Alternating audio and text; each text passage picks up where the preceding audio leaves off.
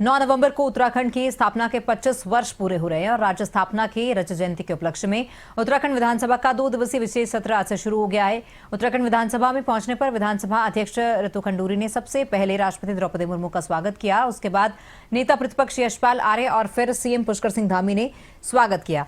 वहीं उत्तराखंड के राज्यपाल गुरमीत सिंह ने राज्य के 25 सालों के सफर और भविष्य के रोड मैप को लेकर जानकारी दी। सत्र की शुरुआत राष्ट्रपति द्रौपदी मुर्मू के अभिभाषण के साथ हुई।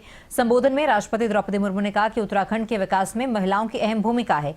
उन्होंने राज्य में समान नागरिक संहिता लागू करने के लिए सरकार को बधाई दी है। राष्ट्रपति ने कहा कि मैं खुद विधायक रही हूं, अगर एक विधायक सही से काम करे तो जनता के अंदर और विश्वास बनेगा।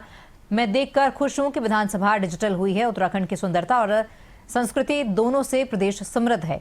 उत्तराखंड की 25 साल की यात्रा विधायकों के सहयोग और कार्य से ही संभव है। उत्तराखंड अभी युवा है। आज खुशी मनाने का दिन है, लेकिन आत्ममंथन भी बेहद जरूरी है कि कैसे देश इस राज्य की अलग पहचान देश में बनाई जाए। श्रद्धेय अटल बिहारी वाजपेयी जी के प्रधानमंत्री के कार्यकाल के दौरान यहाँ के जनमानसीय आकांक्षा और अनुरूप बेहतर प्रशासन और संतुलित विकास की दृष्टि से वर्ष 2000 के नवंबर महीने में इस राज्य की स्थापना की थी। ये बहुत प्रसन्नता की बात है कि विगत 25 वर्षों की यात्रा के दौरान उत्तराखंड के लोगों ने विकास के प्रभावशाली लक्ष्य हासिल किए। पर्यावरण, ऊर्जा, पर्यटन, स्वास्थ्य सेवा और शिक्षा के क्षेत्र में राज्य ने सराहनीय प्रगति की। डिजिटल और फिजिकल कनेक्टिविटी तथा इंफ्रास्ट्रक्चर डेवलपमेंट के क्षेत्र में भी विकास हुआ है। विकास के समग्र प्रयास के बल पर राज्य ने ह्यूमन डेवलपमेंट इंडिसेज के कई मानकों पर सुधार हुआ है। मुझे ये जानकर प्रसन्नता हुई है कि राज्यों में साक्षरता बढ़ी है, महिलाओं की शिक्षा में विस्तार हुआ है, मातृ एवं शिशु मृत्यु दर भी कमी आई है तथा स्वास्थ्य सेवाओं को सुलभ बनाने में प्रयास किए जा रहा है।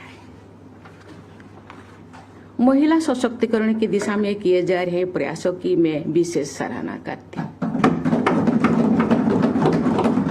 महिला सशक्तिकरण के प्रयासों से सुशीला बोलूनी, विछेंद्र पाल, गौरा देवी, राधा भट्ट और वंदना कटारिया जैसे असाधारण महिलाएं की गौरवशाली परंपरा आगे बढ़ेगी। श्रीमती ऋतु खंडूरी भूषण की राज्य की पहली महिला विधानसभा अध्यक्ष नियुक्ति करके उत्तराखंड विधानसभा ने अपना गौरव बढ़ाया है। राज्य स्थापना के 25 वर्ष पूरे होने पर उत्तराखंड विधानसभा के इस विशेष सत्र में राज्य की विकास यात्रा पर चर्चा की जाएगी। साथ ही भविष्य के विकास के लिए एक रोड मैप भी तैयार किया जाएगा।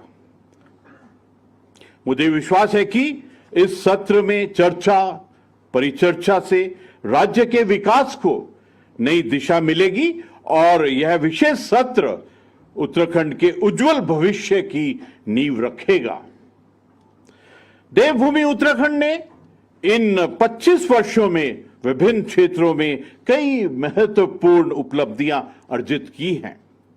यह कालखंड आर्थिक समृद्धि, सुशासन, सामाजिक न्याय, महिला कल्याण, स्थापना संरचना की दृष्टि से उत्तराखंड के लिए महत्वपूर्ण काल रहा है।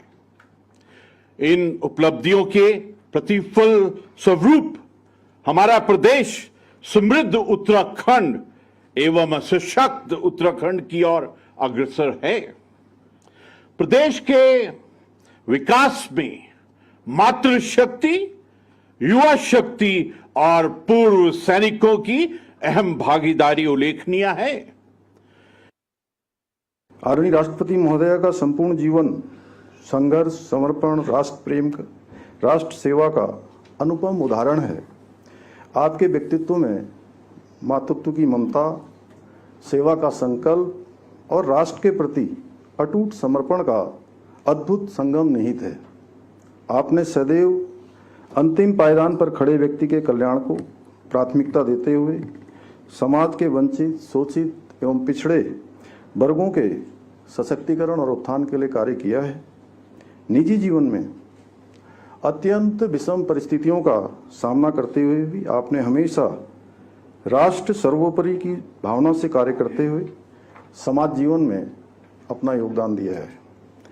आपने पार्षद, विधायक, मंत्री तथा राज्यपाल जैसे अनेक दायित्वों का कुशलतापूर्वक निर्वहन किया है। झारखंड की राज्यपाल के रूप में भगवान बिरसा मुंडा के आदर्शों का अनुसरण करते हुए आपने जनजातीय समाज के उत्थान में अविस्मरणीय भूमिका निभाई है।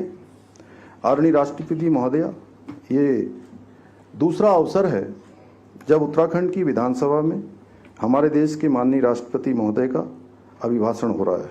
इससे पूर्व 18 मई 2015 को पूर्व राष्ट्रपति श्रद्धेय स्वर्गीय प्रणब मुखर्जी जी ने हमारी विधानसभा को संबोधित किया था।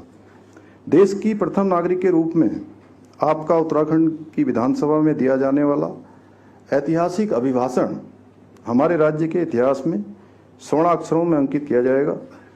आपके प्रेरणादायी शब्द आने वाले 25 वर्षों तक उत्तराखंड की प्रगति के पथ को आलोकित करने वाले दीप स्तंभ के रूप में हमारा मार्गदर्शन करते रहेंगे। आदरणीय राष्ट्रपति महोदया, देवभूमि उत्तराखंड 9 नवंबर को अपनी स्थापना के 25 वर्ष पूरे करने जा रहा है। यह ऐतिहासिक अवसर प्रत्येक उत्तराखंड वासी के लिए आत्मगौरव का क्षण होने के साथ ही अत्यंत भावनात्मक क्षण भी है। और इसी पर ज्यादा जानकारी के लिए हमारे ब्यूरो राशिफात अली जुड़ चुके हैं। राशिफात, उत्तराखंड में विशेष विधानसभा सत्र बुलाया गया है। रजत जयंती अवसर पर खास तरह की तैयारियां हैं प्रदेश में, एक अलग ही उत्साह है। एक विशेष सत्र भी बुलाया गया है, सत्ता पक्ष है, विपक्ष है। क्या कुछ अहम मुद्दे हैं, किनको लेकर चर्चा इस सत्र में हो रही है, क्या खास है सत्र में?